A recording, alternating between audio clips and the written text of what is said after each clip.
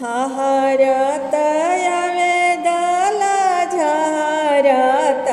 आवे चिमूटी सरी के दल पसरत आवे चिमूटी सरी के दल पसरत आवे रोइले जनक पापा धुनिले कापर है रोइले जनक पापा धुनिले कापर है ई दल समाधि के करस घरे आई है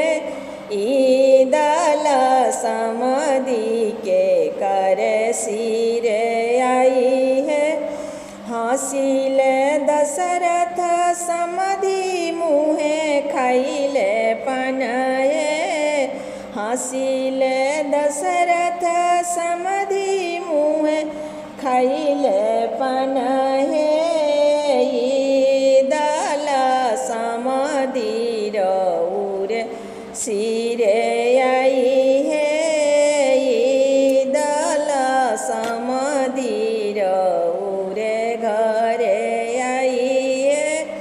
हहरत आवे दल झहरत आवे